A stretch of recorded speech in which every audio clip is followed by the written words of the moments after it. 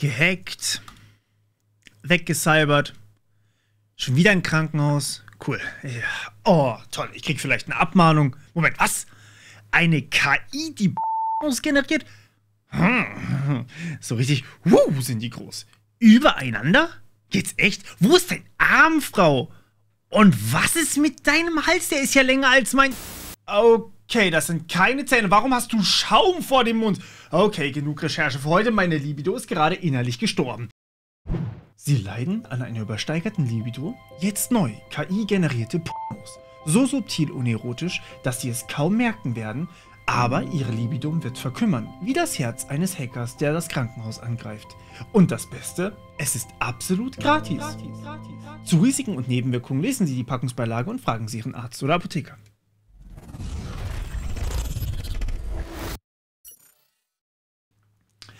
Normalerweise haben wir in diesem Blog direkt nach dem Intro einen Sponsor. Aber heute nutze ich diesen Blog einfach mal schamlos aus, um Danke zu sagen. Danke an meine Patreons, die immer im Outro zu sehen sind, wenn sie das wollen, und mich Monat für Monat hier unterstützen. Danke an meine YouTube-Kanalmitglieder und danke an jeden Einzelnen, der Merch von mir gekauft hat. Und auch danke an jeden, der diese Videos hier schaut oder sogar teilt. Ohne euch könnte ich gerade nicht so frei an meiner Website arbeiten, wie ich das tue. Wollte ich einfach mal ganz kurz da lassen. Liebe geht raus. Aber natürlich starten wir trotzdem mit den Hacking News. Ihr Lustmolche. Ja, es gibt Kapitel. Nix da. Wir machen erstmal die wichtigen Sachen. Ihr könnt nachher Spaß haben gehen. Wir starten also mit Plex. Plex ist ein Streamingdienst mit sehr vielen Funktionen. Zum Beispiel kann ich auch einen Plex-Server bei mir auf dem PC einrichten und an unseren TV streamen. Für zum Beispiel meine YouTube-Videos, die ich dort testen möchte. Wie dem auch sei, Plex hat ungewöhnliche Aktivitäten in ihrer Datenbank festgestellt, die wohl von einem Angreifer verursacht wurden. Zum Glück haben sie das sofort festgestellt. So konnte eigentlich nicht so viel passieren. Dennoch konnte der Angreifer einige Daten aus der Datenbank abgreifen, darunter auch Usernamen und Passwörter. Sie haben allerdings bei Plex vorbildlich ihre User benachrichtigt und lustigerweise haben mir 5 Leute diese Mail weitergeleitet. Vielen Dank dafür. Leider wäre das gar nicht nötig gewesen, denn ich bin auch selbst von dem Hack betroffen. Naja, ist aber in diesem Fall tatsächlich nicht ganz so tragisch, da die Passwörter von Plex ordentlich gehasht wurden, damit diese also nicht so leicht rauszufinden sind und erst gecrackt werden müssen, was hoffentlich sehr, sehr lange dauert. Bei meinem dürfte es so im Durchschnitt ein paar 100 Jahre dauern. Und Zahlungsdaten sollen sogar in einer anderen Datenbank liegen. Ihr solltet also nichts weiter tun, als euer Passwort zu ändern, und dann ist das Ganze auch nicht weiter schlimm. Ein bisschen weiter weg von uns, dafür umso übler, ist der griechische Gasnetzbetreiber DESFA betroffen. Sie wurden mit der Ragnar Locker Ransomware infiziert. Das bedeutet, die Systeme der DESFA wurden vollständig verschlüsselt, sodass ein Betrieb unmöglich wird. Zum Glück hatte man aber die Gasnetze selbst in getrennten Systemen, sodass die von den Hackern nicht lahmgelegt werden konnten. Sensible Daten des Unternehmens wurden dennoch gestohlen. Doch DESFA möchte, wie sie sagen, nicht mit Verbrechern verhandeln und das Lösegeld dementsprechend nicht bezahlen. Stattdessen werden die Systeme nun neu aufgesetzt. Das absolut richtige Verhalten, wenn ihr mich fragt, denn Unternehmen, die bezahlen, sind danach ein umso attraktiveres Ziel und in 80% der Fälle werden sie tatsächlich nochmal gehackt. Und da ja hier offensichtlich niemand wirklich in Gefahr akut war, wahrscheinlich das Beste, was man machen konnte. Wir machen weiter mit einer News, die sich auf Linux bezieht. Ja, das ist relevant für alle von euch da draußen. Denn nicht nur läuft ein Großteil aller Websites mit Linux, sondern auch sehr viele Geräte bei euch zu Hause, Smart Home zum Beispiel. Gefunden wurde ein Angriff auf das Systeminnerste, den Kernel, der schon 8 Jahre lang da drin schlummert. Laut den Forschern ist sogar das Ganze so schlimm wie der Exploit Dirty Pipe, einem Angriff, der sogar heute noch häufig wegen seiner einfachen Nutzung bei Hackern beliebt ist. Dirty Cred, so heißt der neue Angriff, nimmt einfach das Benutzerpasswort eines normalen Benutzers, der kein Administrator ist, und vertauscht das dann mit dem Administratorpasswort von demselben. Damit kann jeder Benutzer auch Administratorrechte erlangen und somit auf alle Daten zugreifen, Software installieren und im Endeffekt alles mit dem ganzen System tun. Der Angriff soll dabei auch noch sehr leicht umzusetzen sein und hat daher die höchste Schwere bekommen für einen Angriff, wo man sogar am Rechner sein muss. Der Angriff wird also zu Recht als Dirty bezeichnet, genauso wie ihr. Wusstet ihr, dass ich zum Beispiel sehen kann, wie viele von euch diese News übersprungen haben, um direkt zu diesem Teil zu kommen? Spaßig wird auch der nächste Angriff. Scammer bauen ja schon länger originale Hardware möglichst authentisch nach. Oder man könnte auch sagen, China-Schrott. Nun ist man aber den nächsten Schritt gegangen. Man baut die Hardware ziemlich gut nach und installiert dann darauf falsche, bösartige WhatsApp-Versionen. Auch das System selbst, was als Android 10 beworben wurde, enthielt eigentlich ein Android 4.4.2, was natürlich schon seit einer Ewigkeit unsicher ist. Es sind also von Haus aus Smartphones, die Malware enthalten, und sie wurden verkauft als P48 Pro, Redmi Note 8, Note 30U und Mate 40. Eventuell sind sogar noch weitere Modelle betroffen. Man muss nun also in Zukunft wirklich genau aufpassen, wo man Geräte überhaupt kauft, denn ich bin mir ziemlich sicher, dass gewisse Händler nicht prüfen oder das auch weder wollen noch dürfen, ob ein Gerät wirklich original ist oder nicht. Seid auch vorsichtig mit gebrauchter Hardware, auch hier könnte man eigentlich eine Malware drauf installieren, also gebrauchte Handys eher nicht so das Beste. Leider ist auch mal wieder ein Angriff auf ein Krankenhaus erfolgreich gewesen. Ein Krankenhaus nahe Paris hatte Besuch von einer Ransomware bekommen und wurde auf 10 Millionen Dollar Lösegeld erpresst. Öffentliche Krankenhäuser in Frankreich dürfen dieses Lösegeld aber gar nicht bezahlen. Dadurch möchte Frankreich öffentliche Krankenhäuser weniger attraktiv für Angreifer machen. Schlimmer als das ist allerdings die Gesundheitsversorgung der fast 600.000 Menschen in dem Bereich des Krankenhauses, die eben seit Sonntag nicht mehr vollständig gewährleistet werden konnte. Operationen werden abgesagt, Notfallpatienten werden weitergeleitet an andere Einrichtungen und Neuaufnahmen sind sehr kompliziert bzw. fast schon unmöglich. Ja, Hackerethik leider nicht bei allen vorhanden. Und nur ganz kurz, um darauf aufmerksam zu machen, öffentliche Überwachungskameras sind keine gute Idee, weil sie könnten auch gehackt werden. Zwar wurde die Sicherheitslücke schon ziemlich genau vor einem Jahr per Update repariert, aber einige Forscher haben jetzt herausgefunden, dass immer noch in ca. 100 Ländern nicht geupdatet wird. Dazu kommen noch die Standardpasswörter nicht geändert haben, und das heißt, in etwa diesem Moment gibt es noch ungefähr 80.000 angreifbare Überwachungskameras da draußen und jeder kann das recht leicht ausnutzen. Klar, ich kann dann damit Leuten beim Shoppen zusehen und so ihre Lebensgewohnheiten verstehen, aber das ist dann doch eher unwichtig. Viel interessanter ist da die Nutzbarkeit der Kamera als IoT-Gerät, denn das Ding hat Internetzugriff. Denn ich kann das ja auch einfach als Botnetz benutzen. Also ich kann jede Kamera nehmen und in ein Botnetz stecken, eventuell noch mit anderen gehackten Geräten, und genau das ist passiert. Ihr erinnert euch ja vielleicht, wie viele ziemlich starke DDoS-Angriffe wir in letzter Zeit haben. Diese Kameras, diese Überwachungskameras, machen da mit. Das heißt, die schicken alle gleichzeitig Anfragen an eine Website und hoffen, dass die Website mit der Last nicht klarkommt. Das heißt, weil Länder ihre Kameras nicht patchen, werden Websites quasi offline genommen. Deutschland wird zwar im Bericht nicht explizit erwähnt, aber ich habe meine Zweifel, dass wir es schaffen, unsere Kameras zu patchen, wenn China, die USA und Niederlande damit ein Problem haben. Bevor wir noch zu unserem Hack der Woche kommen, einmal ein Ouch an alle Genshin Impact Spieler. Ihr erinnert euch vielleicht an Valorant, das auch ein Anti-Cheat-System nutzt, das auf den tiefsten Betriebssystemkern zurückgreift. Nun, Genshin Impact macht dasselbe und das kann Malware eben ausnutzen. Das heißt, habt ihr einen Trojaner auf eurem System, darf der ja erstmal nicht ganz so viel und könnte sogar von eurem Virenschutz gefunden werden. Der ist ja bei Windows erstmal von Haus aus dabei. Was der Trojaner jetzt macht, ist allerdings folgendes. Er schaut, ob ihr Genshin Impact installiert habt und verschafft sich darüber die Rechte, die auch ein Administrator hat, also alle. Denn der Anti-Cheat lief bis vor kurzem auch dann, wenn das Spiel geschlossen war. Dadurch kann der Trojaner den Windows Defender deaktivieren und alles mit eurem System machen. Genshin Impact ist damit also so gefährlich wie Dirty Creds, nur eben auf Windows, und das passiert leider immer häufiger mit Spielen bzw. deren Anti-Cheat-System. Fairerweise muss man sagen, das Studio hinter Genshin Impact hat sich dazu schon geäußert und die Warnung der Forscher sehr ernst genommen. In den nächsten Patches soll das Problem schon behoben werden.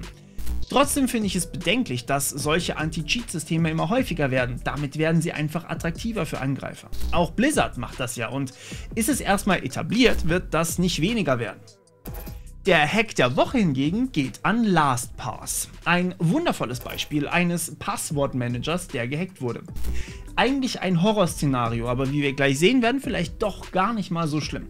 Nicht nur irgendein Passwortmanager übrigens, sondern einer der am meisten genutzten weltweit. Viele von euch haben mich angeschrieben und gefragt, ob sie nun Angst haben müssten, und die Antwort lautet ganz klar nein. Und trotzdem wurde LastPass gehackt. Wieso also? Nun, zuerst einmal hatten die Hacker keinen Zugriff auf alles bei LastPass, sondern nur auf die Developer-Umgebung. Darüber konnten die Angreifer einen Großteil des Quellcodes von LastPass stehlen. Es ist nun also quasi so, als wäre LastPass Open Source. Auch einige technische Informationen wurden gestohlen, aber laut LastPass liegen die Passwörter von euch in einer völlig anderen Umgebung. Doch selbst wenn die Hacker Zugriff auf diese Passwörter gehabt hätten, was sie nicht haben laut LastPass, liegen die Passwörter dort nicht unverschlüsselt rum, sondern können nur mit Hilfe eures Masterpassworts entschlüsselt werden. Dazu kommt ja dann hoffentlich noch ein zweiter Faktor von euch und damit ist das für euch eigentlich absolut keine Gefahr mehr. Lustigerweise empfehle ich ja sowieso einen Passwortmanager, der Open Source ist, aber das erfahrt ihr in meinem Passwortmanager-Vergleich, falls ihr den noch nicht gesehen habt. Machen wir also weiter mit dem Aufreger der Woche. Twitter, mal wieder. Ihr habt vielleicht von dem Whistleblower gehört und dabei handelt es sich wohl um keinen geringeren als den ehemaligen Head of Security bei Twitter. Der sagt nun, dass die Sicherheitslücken bei Twitter so übel sind, dass sie eine Bedrohung für die nationale Sicherheit und die Demokratie sind. Und laut unabhängigen Überprüfung ist der Leak zumindest echt. Darin enthalten Belege, dass Twitter veraltete Software mit massiven Sicherheitslücken nutze. Viele tausende Mitarbeiter hätten einfach Zugriff auf alles, ohne dass irgendwer das überprüfen kann, was sie überhaupt tun.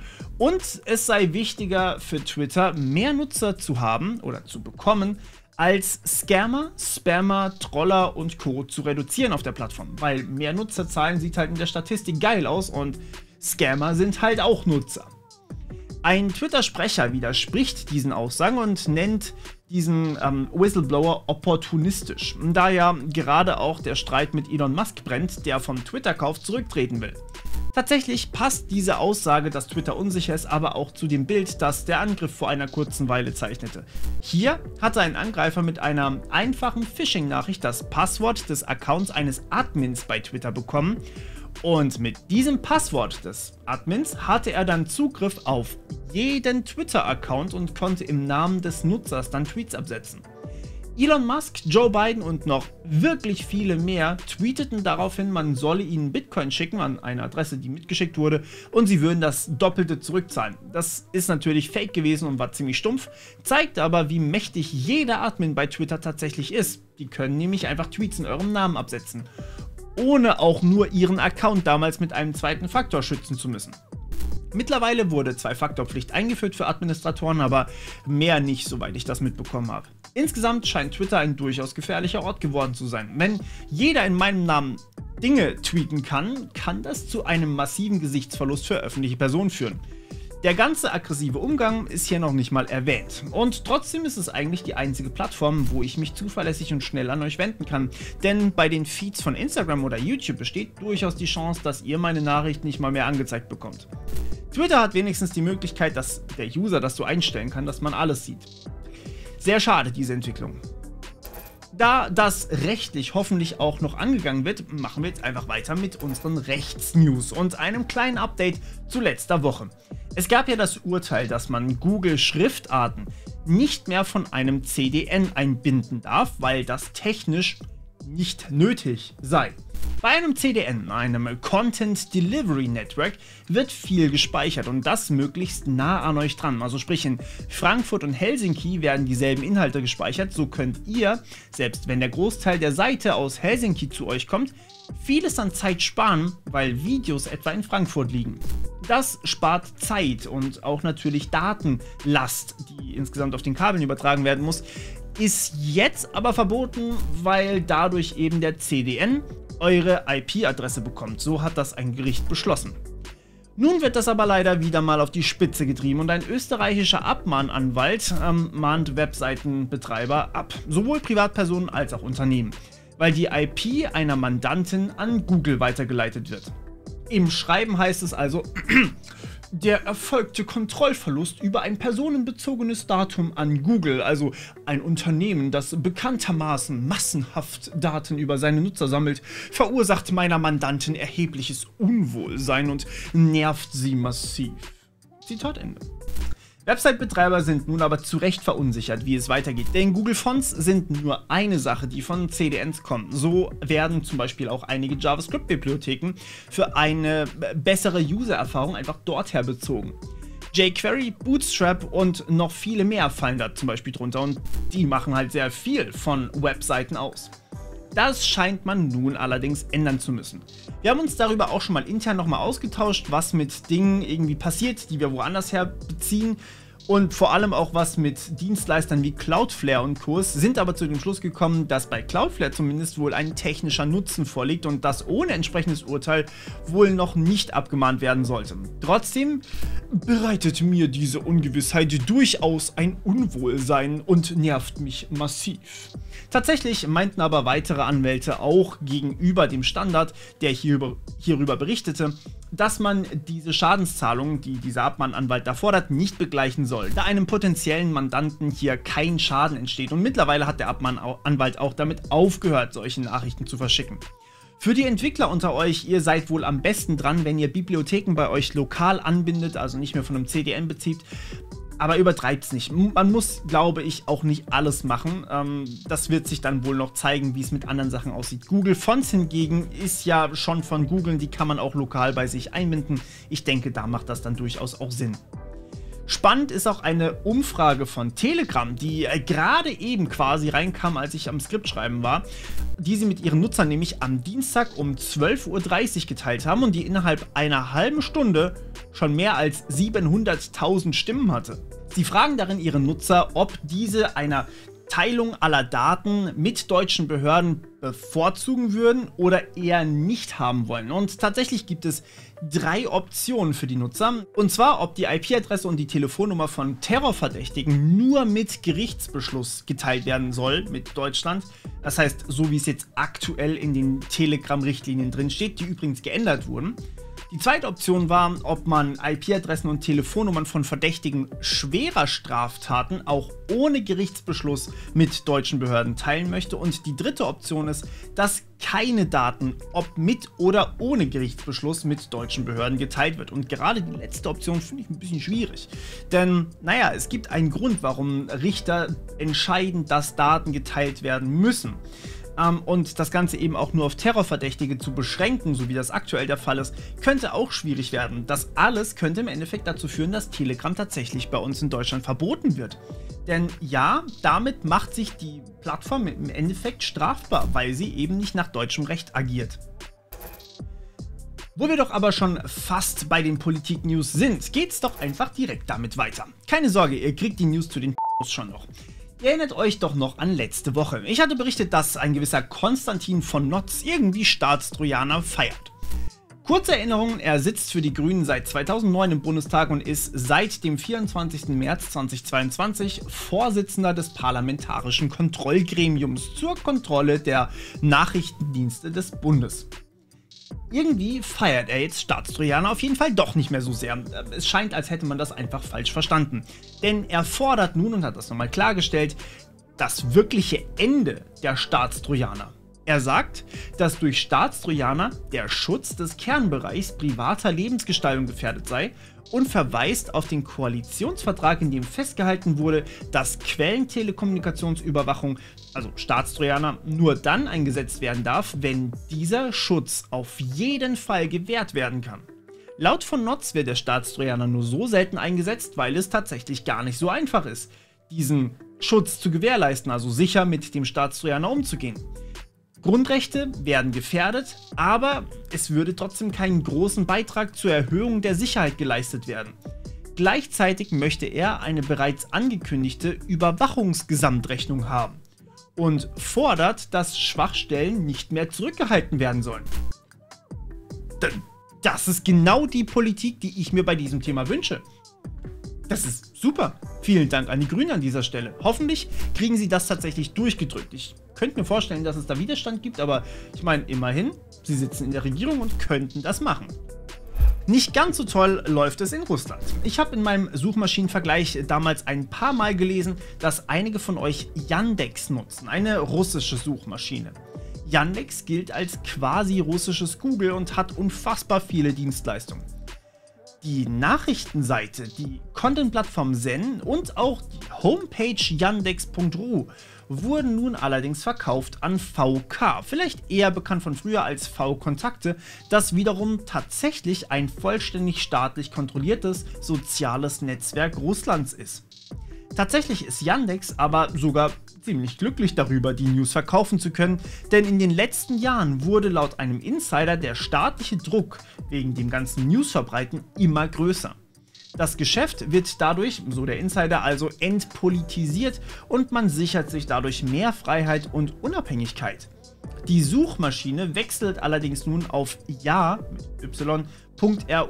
bleibt aber weiter durch die Medienbehörde Russlands kontrolliert.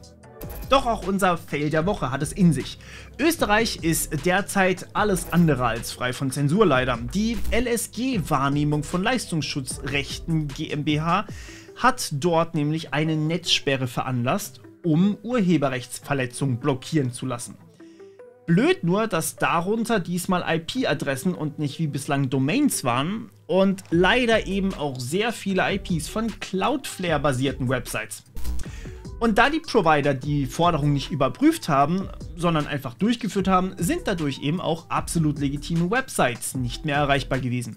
Denn bei Cloudflare kann ein und dieselbe IP ziemlich viele Dienste meinen. Aber ein Dienst hat eben auch mehrere IPs. Da Cloudflare das alles intern regelt, was auch extrem nötig ist wegen den ganzen Standorten, CDN und so weiter, ist es technisch ein bisschen komplizierter.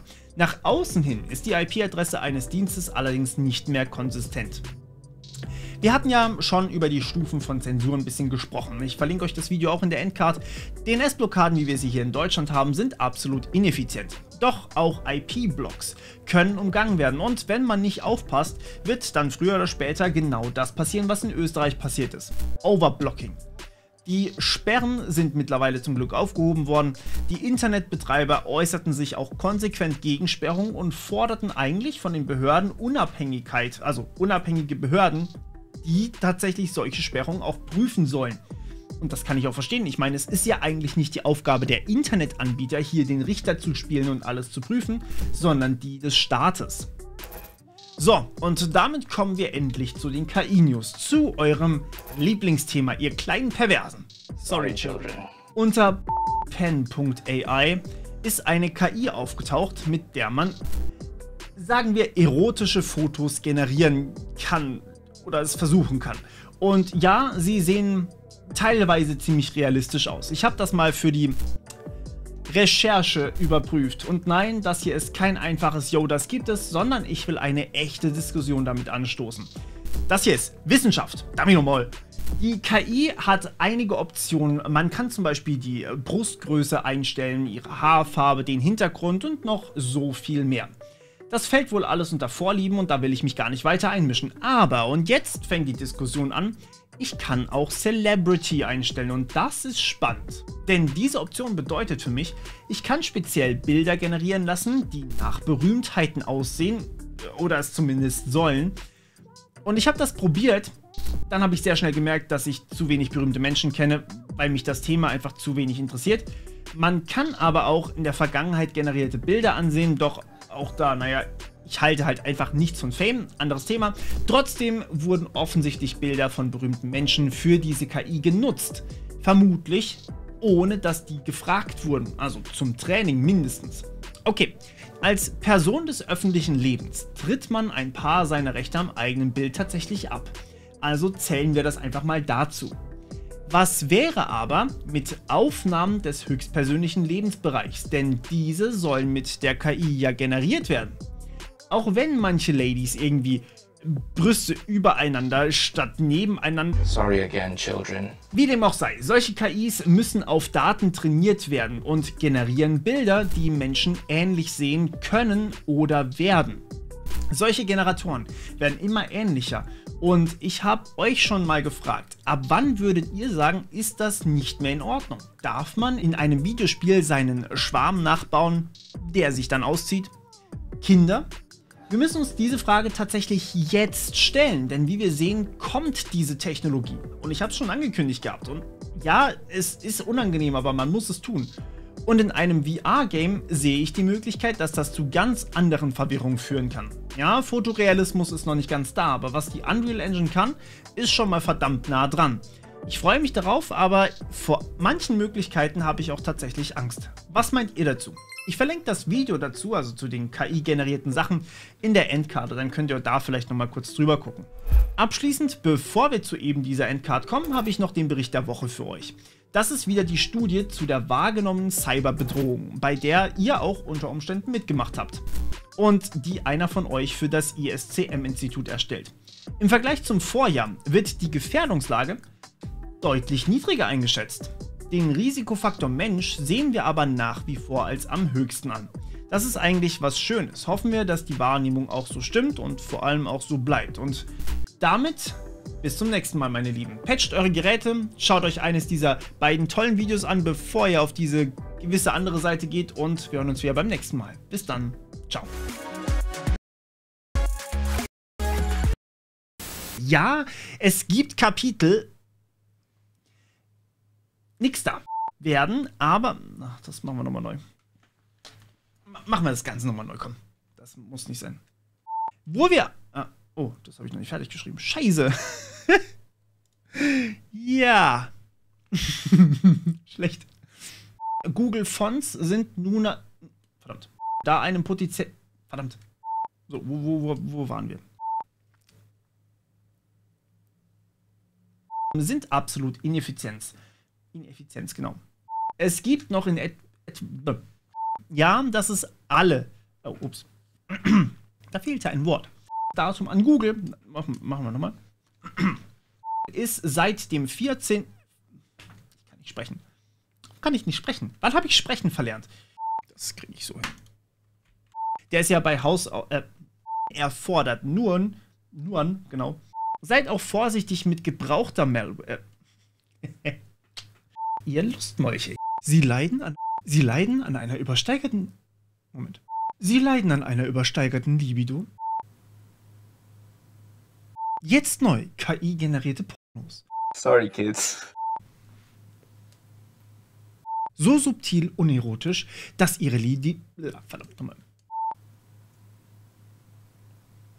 Aber ihre Libido wird verkümmern wie die...